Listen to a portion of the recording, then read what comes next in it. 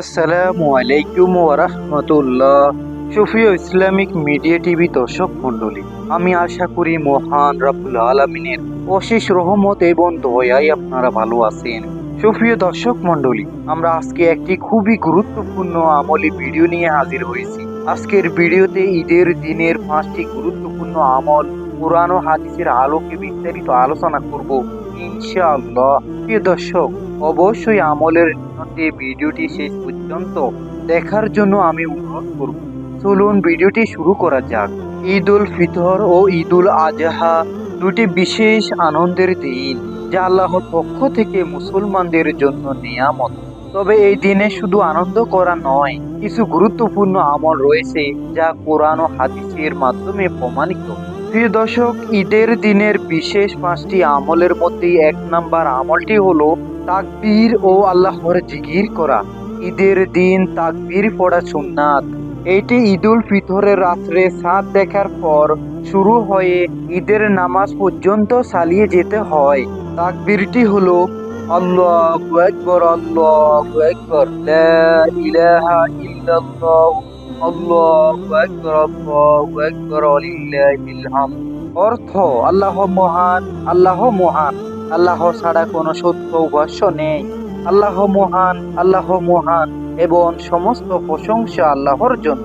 কোরআনে ইরশাদ হয়েছে যে, এবং তোমরা আল্লাহর দেওয়া হেদায়েতের জন্য তাকে বড় করে স্মরণ করো, যেন তোমরা কৃতজ্ঞতা হতে পারো। সূরা বাকারা আয়াত নাম্বার 185। প্রিয় দর্শক, ঈদের দিনে বেশি বেশি করে তাকবীর করা সুন্নাত, তাই বেশি বেশি করে আল্লাহর জিকির ও তাকবীর পাঠ করবেন। প্রিয় দর্শক, ঈদের দিনের বিশেষ গুরুত্বপূর্ণ 2 নাম্বার আমলটি হলো ফজরের নামাজের পর দ্রুত ঈদের নামাজের জন্য প্রস্তুতি নেওয়া।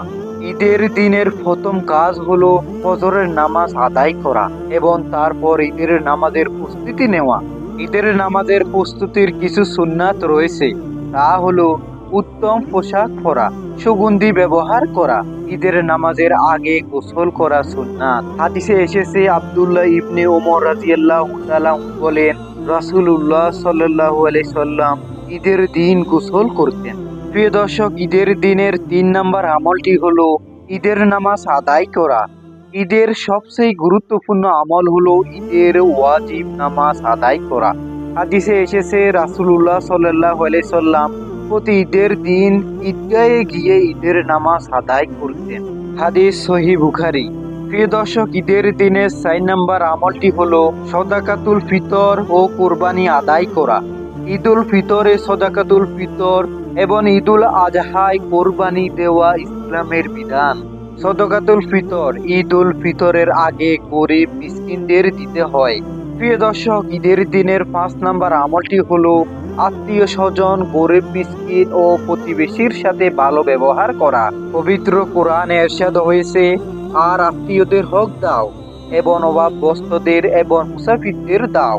হাদিসে এসেছে, যে ব্যক্তি আত্মীয়তার বন্ধন বজায় রাখে না, সে জান্নাতে প্রবেশ করতে পারবে না।